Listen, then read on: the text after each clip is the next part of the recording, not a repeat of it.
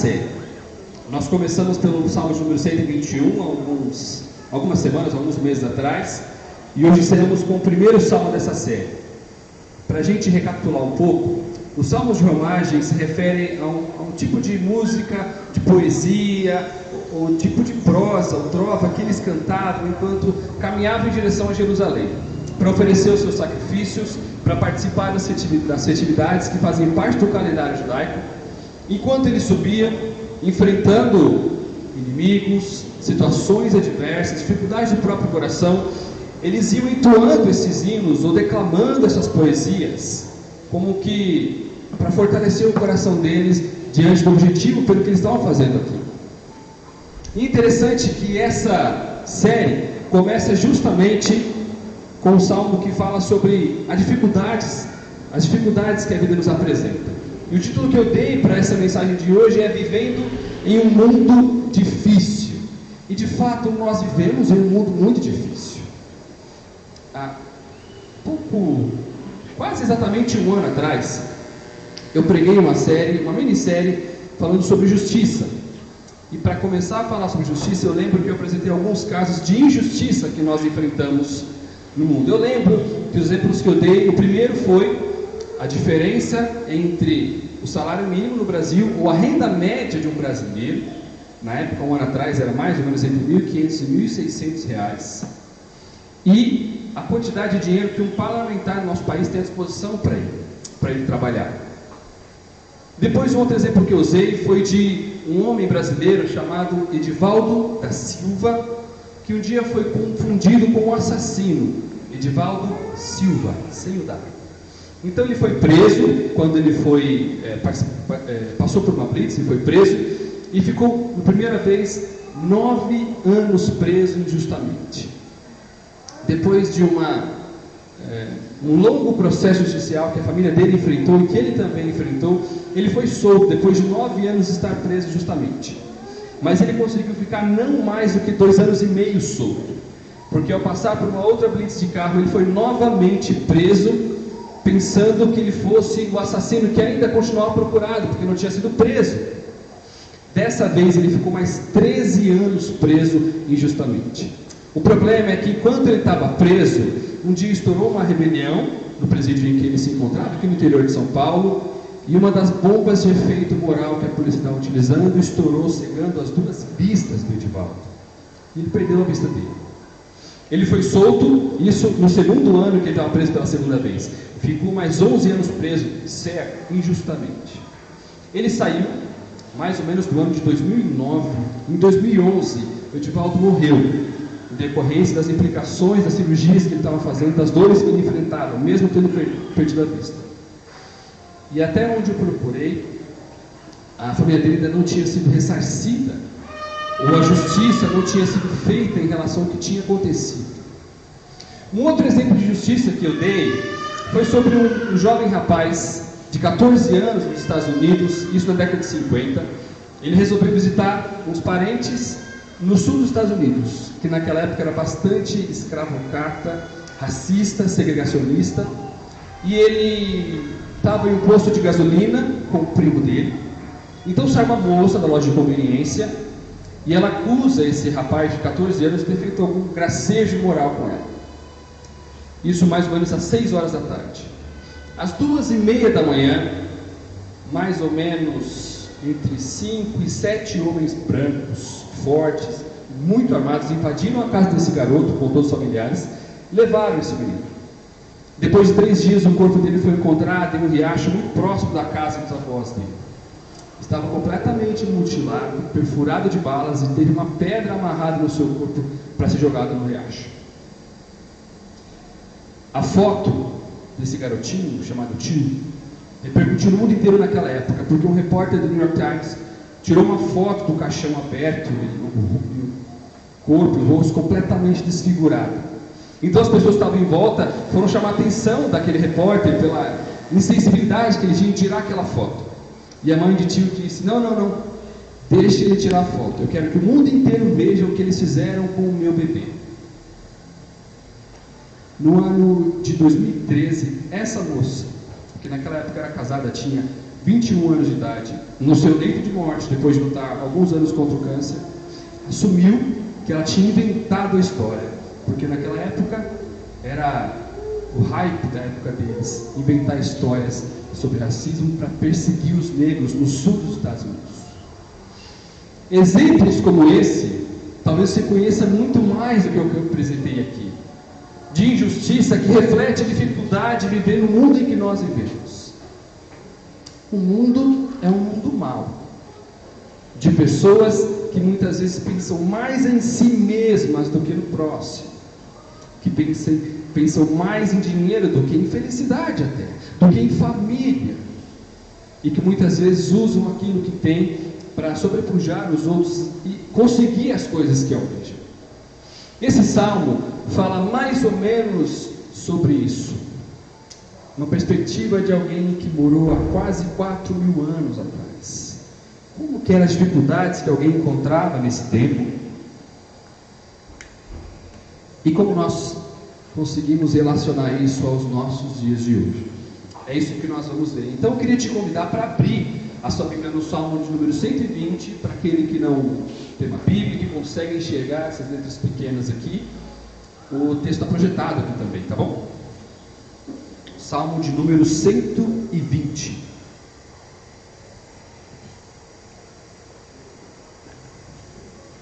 Salmo de número 120, nós vamos ler todo o Salmo. Acompanhe comigo aqui. Em minha angústia, clamei ao Senhor, e Ele respondeu a minha oração. Livra-me, Senhor, dos mentirosos e dos enganadores. Olha, minha mentirosa, o que Deus fará com você? Como aumentará seu castigo? Ele a atravessará com flechas afiadas e a queimará com brasas vivas. Como sofro na distante Meseque, é doloroso viver entre os moradores de Quedar. Estou cansado de habitar entre os que odeiam a paz. Procuro a paz, mas quando falo de paz, eles querem guerra. Alguns dos males que nós enfrentamos no nosso mundo de hoje são injustiça, violência, medo, insatisfação, e eu poderia citar muitos outros e ficar a manhã inteira falando sobre dificuldades que eu e você, ou pessoas próximas a nós, enfrentam durante a vida diária, no dia a dia. Como é que a gente vive? Esse salmo fala um pouco sobre a perspectiva de alguém que viveu quase 4.000 anos atrás. E eu queria trabalhar com vocês hoje o que é necessário para viver nesse mundo difícil.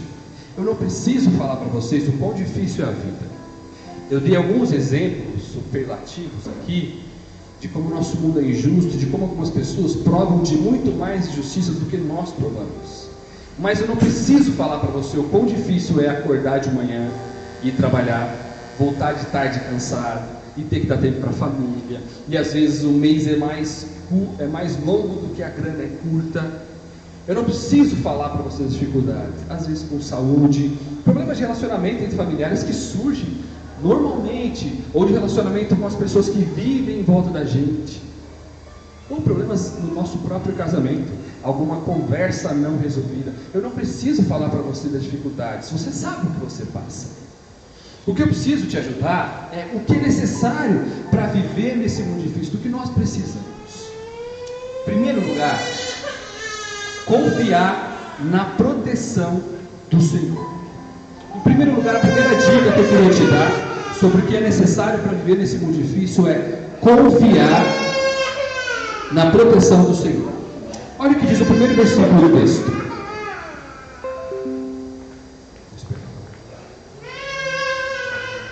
André, isso nunca aconteceu comigo, viu?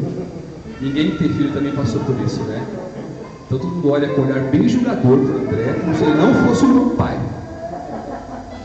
Se quiser apontar o dedo também pode. Olha o que diz o primeiro versículo. Em minha angústia eu clamei ao Senhor, e Ele respondeu a minha oração. Tem algumas situações que nós passamos na nossa vida que traduzem bem o que é passar por uma angústia.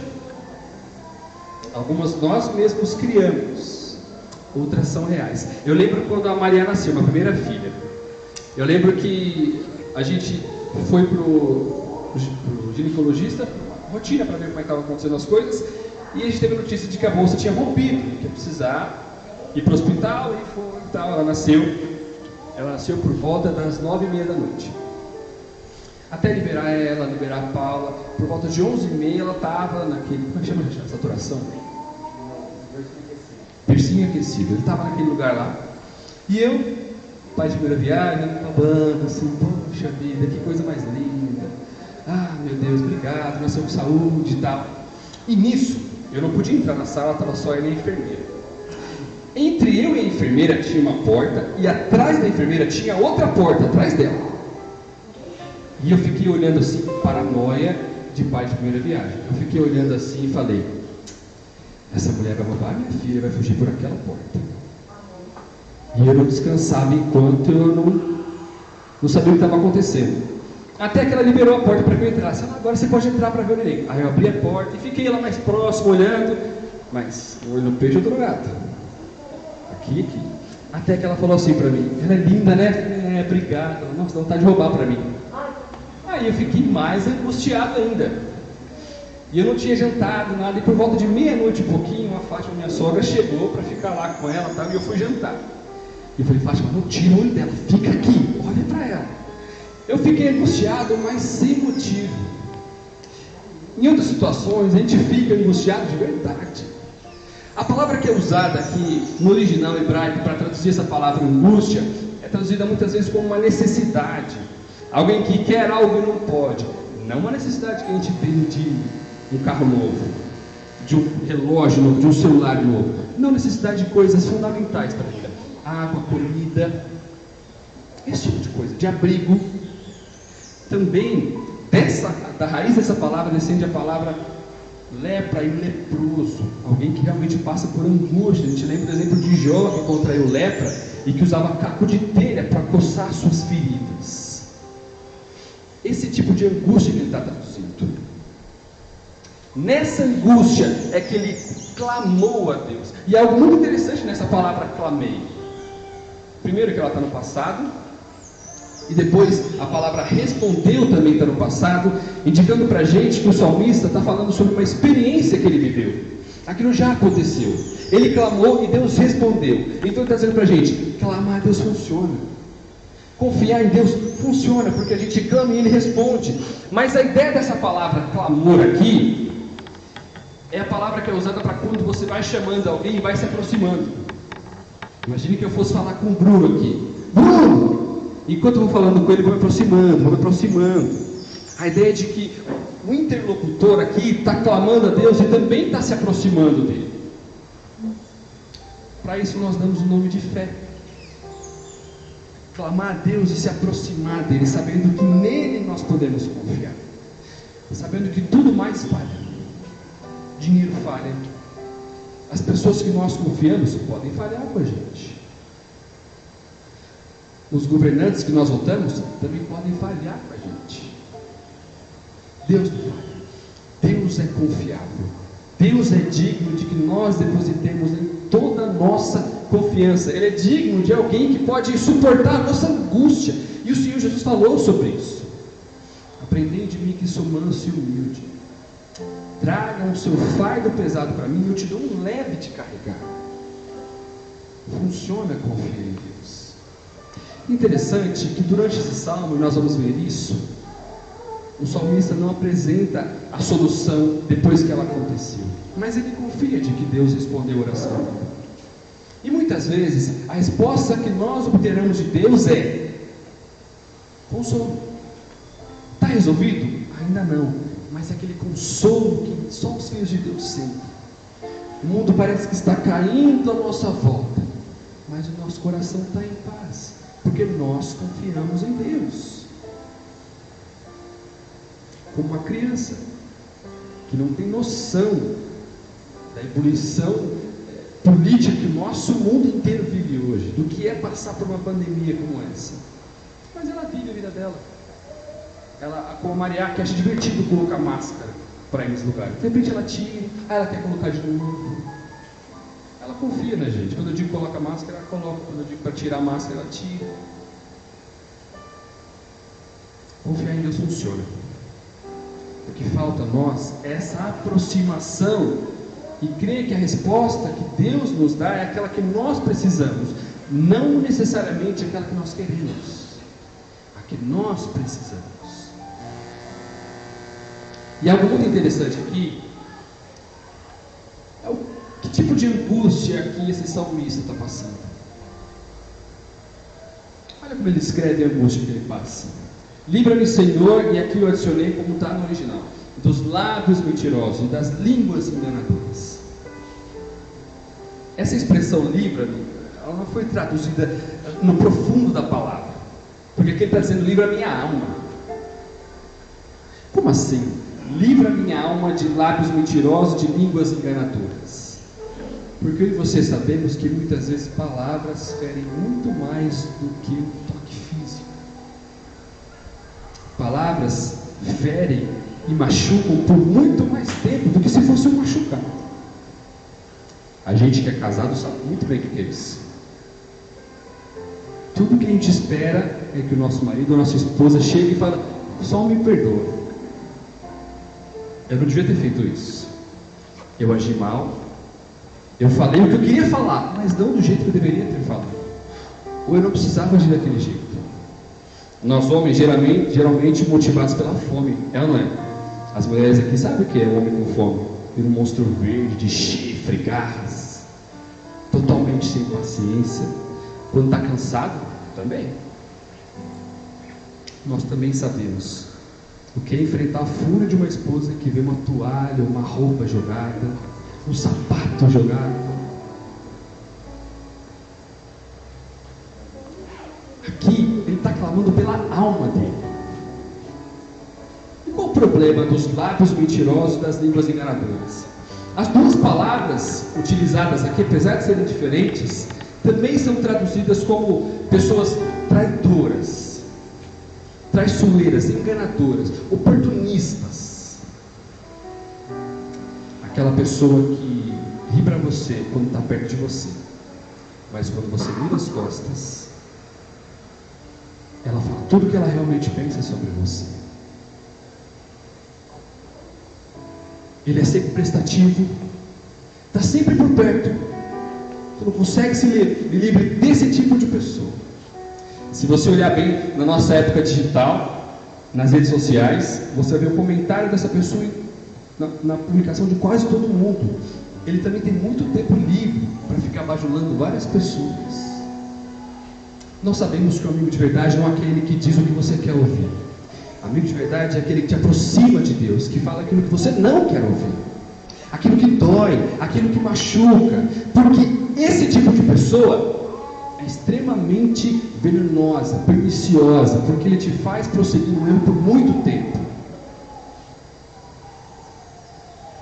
A gente não pode achar que é pouca coisa alguém que nos trata como se nós fôssemos santos, perfeitos. O salmista aqui clama pela sua própria alma, porque ele sabe do perigo que é viver assim. Não tem nada mais perigoso do que você viver a sua vida achando que você está sempre certo. Sabe aquela pessoa que nunca pede perdão, que nunca admite que está errada, que não tem humildade, a hombridade de se arrepender? E essa pessoa vive próximo de alguém que não lhe diz que ela precisa fazer isso. Pelo contrário, esses lábios enganadores, mentirosos, esses traiçoeiros, estão sempre passando a mão na cabeça. O Novo Testamento traz uma figura diferente para esse mesmo tipo de pessoa, chamado de falsos mestres e falsos profetas. Qual a diferença? O falso profeta diz que ele recebeu algo diretamente de Deus. O falso mestre perverte a própria palavra de Deus para te fazer sentir bem.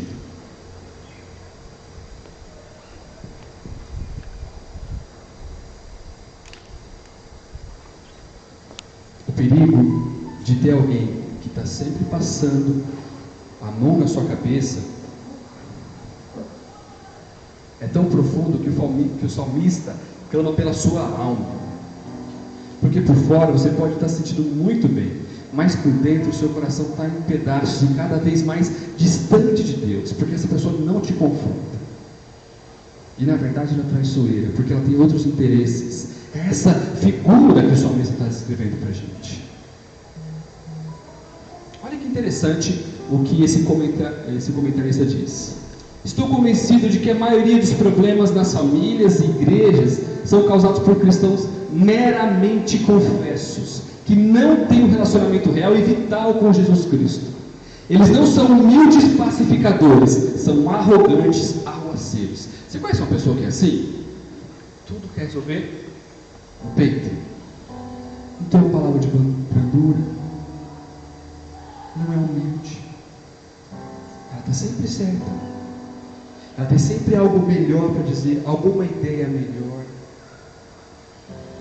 Essas expressões também traduzem esse tipo de gente. Estou dizendo isso para você, porque eu preciso dizer para você que muitas vezes, aqui dentro da igreja, nós precisamos ouvir coisas que não agradam tanto o nosso coração. Muitas vezes eu vou dizer verdades sobre o seu próprio coração, que vão fazer você me odiar durante alguns dias. Talvez vão fazer você não querer nunca mais voltar aqui. Mas eu não quero que você seja assim. Eu quero que você reconheça a verdade do que o seu coração é. E a verdade mais dura do universo é que nós somos maus e Deus é bom. O nosso padrão de bondade, o nosso padrão de caráter é o próprio Deus e nenhum outro. Estou falando isso porque geralmente para nos escrever nós usamos outros como exemplo. Eu nunca matei, eu nunca roubei, nunca fiz mal a ninguém. Será que isso é suficiente? Será que esse é o nosso padrão? Será que nunca ter cometido um crime é o padrão de bondade e de exemplo que nós queremos para a nossa vida? Será que eu posso me orgulhar eu nunca encostei a mão na minha esposa? Isso é muito pouco. A Bíblia diz que nós devemos tratá-la como a porcelana mais fina. É de fato abrir mão da sua própria vida por causa dela. Deixar de ser um arrogante aguaceiro, aquele que quer a confusão para estar certo, e ser um humilde pacificador que às vezes engole sapo para esperar a melhor hora para dizer as coisas. Como o próprio Paulo diz, o marido bom é aquele que se dá pela esposa assim como Cristo se doou pela igreja. E Cristo deu a própria vida pela igreja. É abrir mão do nosso cansaço, homens. Abrir mão da nossa fome. Nós não fomos chamados ao casamento para sermos satisfeitos. Nós somos chamados para primeiro fazer feliz. E se Deus for gracioso com a gente, que sempre é, nós também seremos felizes. Porque o objetivo da nossa esposa também deve ser esse. Nós casamos para fazer feliz. E não para nos sentirmos satisfeitos e servidos e cada vez mais servidos. É abrir mão de quem você é, das suas forças, para que aquela pessoa que dorme com você do seu lado seja feliz, sinta-se servida. Muitas vezes vão precisar ser humildes pacificadores, como aqueles que abrem mão da sua razão, do seu cansaço, para servir a outra pessoa. Eu estou trazendo exemplos aqui muito mais próximos de nós, que a gente encontra dentro da nossa própria casa. A segunda dica para que nós vivamos em um mundo difícil é esperar pela mão do Senhor. Olha o que diz os versículos 3 e 4. Ó língua mentirosa, o que Deus fará com você? Como aumentará o seu castigo? Aqui o salmista está expondo o seu coração. Sabe, essa expressão poderia muito bem ser traduzida como aquela que a gente usa de vez em quando fala: Deus, até quando? Até quando eu vou ter que passar por isso? Até quando eu vou suportar esse tipo de situação? E aqui o salmista dá a resposta. Ele, Deus, atravessará esse tipo de pessoa, esse tipo de intuição, esse tipo de intenção, com flechas afiadas, e a queimará com brasas vivas. Aqui é uma linguagem militar. Naquele tempo, um dos maiores e mais perigosos ataques que tinha é jogar flechas inflamadas por cima das muralhas. Você não tinha andaimes para subir as muralhas, as portas eram difíceis de serem arrombadas, então você jogava flechas inflamadas por cima. Então elas incendiariam aquele lugar, poderiam matar aqueles inimigos. Aqui o salmista está descrevendo como a justiça de Deus, ela vem para resolver de uma vez por todas. E muitas vezes nós queremos resoluções rápidas, que não são definitivas, rápidas. Eu quero a justiça, eu quero agora. Eu quero ser satisfeito e eu quero agora. A justiça do Senhor pode aos nossos olhos demorar um pouco, mas ela vem para resolver as coisas de uma vez por todas. Esperar pela mão do Senhor também é confiar de que a nossa esperança não está nessa terra. Por que esse anseio todo de ser vingado enquanto estamos aqui na terra? O que de pior pode acontecer para o homem nessa terra? Ser separado do próprio Criador para toda a eternidade. Muitas vezes a gente vai ver isso acontecendo ao nosso redor. Pessoas que só praticaram maldades, até crimes, terem uma vida sossegada, confortável, tranquila. Quanto os parlamentares, nossos governantes, daqueles corruptos, que vivem uma vida muito confortável para 2, 3 gerações, assaltando o erário público durante anos e anos e anos, e quando eles morrem recebem homenagem na mídia e na televisão.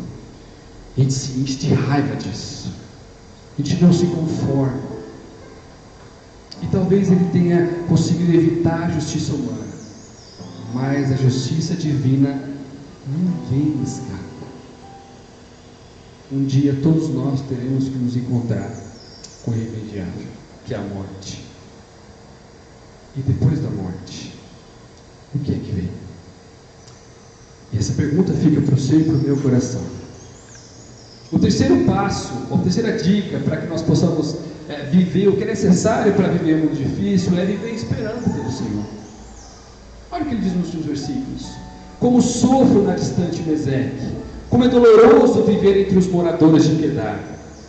Essa expressão como sofro é muito parecida com aquela da angústia, algo pesado, difícil de se carregar, como se fosse um peso nas costas. E ele cita essas duas cidades não por acaso, ou esses dois reinos, Meseque e Quedar. Um ficava no extremo norte, já fora de Israel, na Síria, e o outro no extremo sul. Está descrevendo aqueles que vivem longe de onde ficava o templo, o que simbolizava naquele tempo a presença de Deus. Não tem nada mais terrível e mais doloroso do que viver longe de Deus. Para os nossos dias, nós não precisamos desses templos para nos encontrar com o próprio Deus.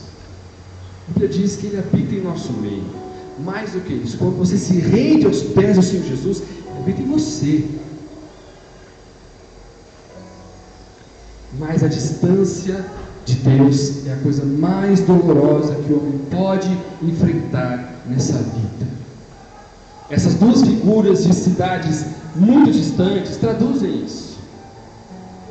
E o salmista continua: estou cansado de habitar entre os que odeiam a paz. Procuro a paz, mas quando falo de paz, eles querem guerra. Para aqueles que cultivam valores cristãos, nós sabemos o quanto é difícil ir na contramão da sociedade. Ontem nós fomos almoçar na minha mãe. Ela pediu comida, no restaurante, e eles mandaram 2 marmitex a mais e ficaram lá fechadas. E a minha irmã mandou uma mensagem pelo aplicativo e falou: "Você mandaram 2 a mais".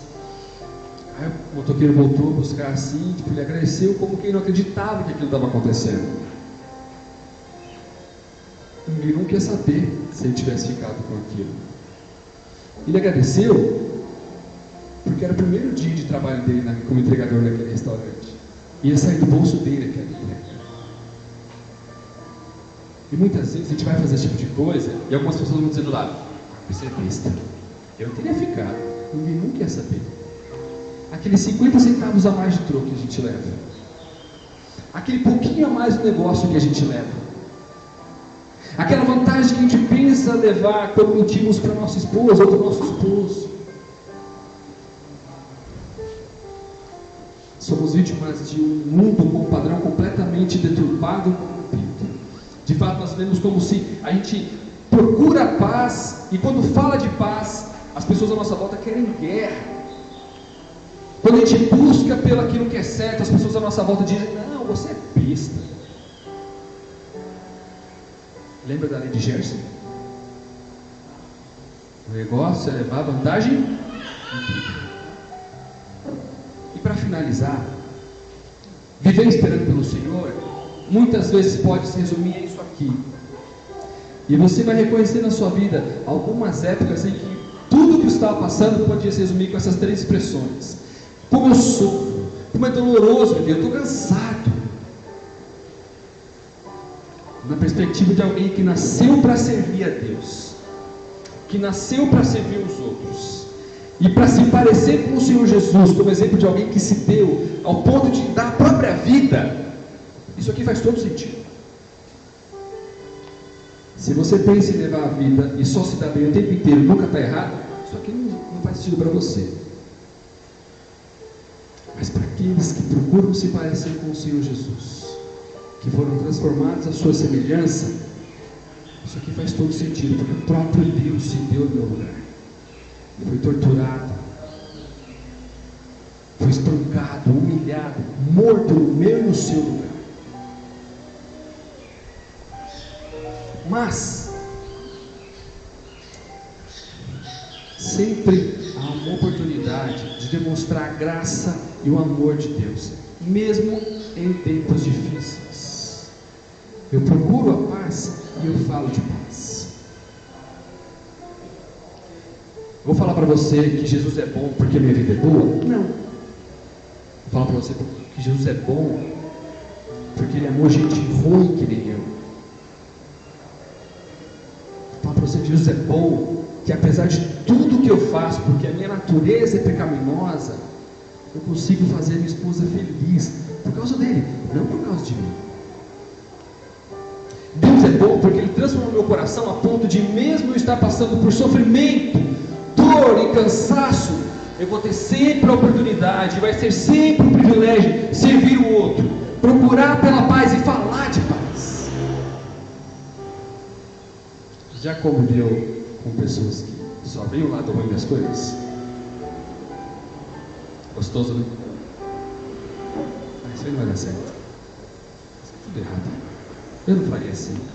Eu não seria assim. Precisamos olhar para esses períodos como privilégios, oportunidades de muito privilégio para procurar pela paz e falar de paz para os outros.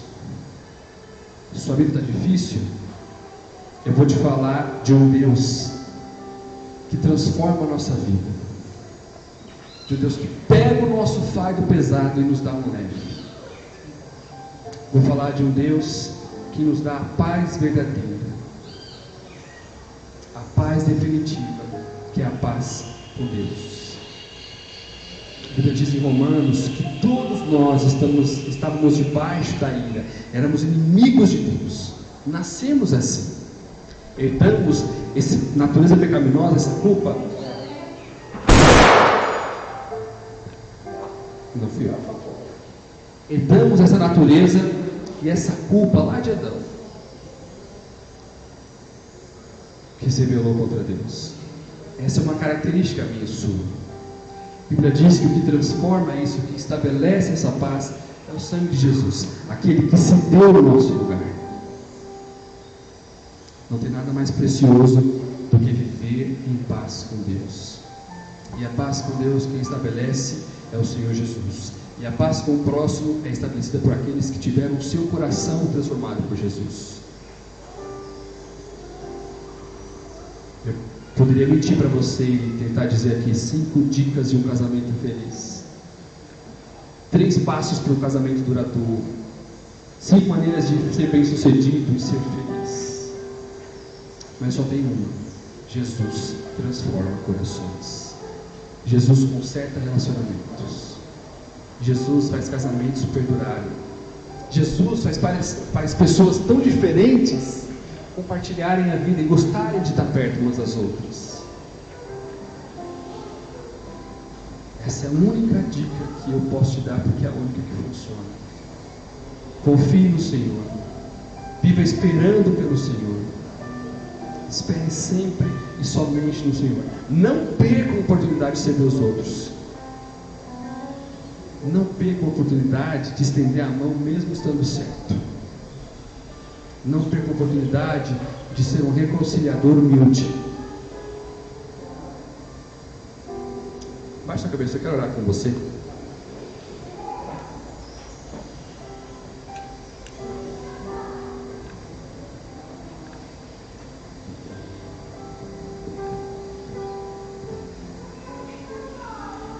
Senhor, nós somos muito gratos porque temos o privilégio de ouvir coisas como essas, Deus. Talvez não sejam as mais agradáveis de se ouvir, mas são as verdades que transformam a nossa vida. Não há como ser feliz nesse mundo verdadeiramente sem o Senhor Jesus. Nós cremos nisso e colocamos toda a nossa confiança nessas verdades que não mudam. Clamamos ao Senhor, Deus, que nos ajude, Deus, na difícil tarefa de viver em um mundo hostil, hostil a nós, hostil aos valores que o Senhor nos deixou, hostil às verdades bíblicas que são imutáveis e inegociáveis. Nos ajuda, Deus, porque nós precisamos permanecer como baluartes, Deus, dessas verdades, como exemplos vivos daquele que um dia se entregou por nós, sempre se lembrando de que um dia Ele voltará, Deus, e que a nossa esperança não está nessa terra. Enquanto nós estivermos aqui nessa curta vida, viveremos para servir ao Senhor e servir aos outros, mesmo em meio à dor, mesmo em meio a sofrimento, mesmo em meio ao cansaço. É o Senhor que revigora as nossas forças. Eu peço ao Senhor por cada um que veio aqui, Deus, nessa manhã, que o Senhor guarde a vida de cada um, Pai. Que essas palavras não se resumam a essa semana, a esse domingo, mas que elas possam adentrar a semana das pessoas, Deus, e que elas se sintam cada vez mais compelidas a te procurar, Deus. Louvamos o teu santo e precioso nome por isso, Deus. Em nome de Jesus.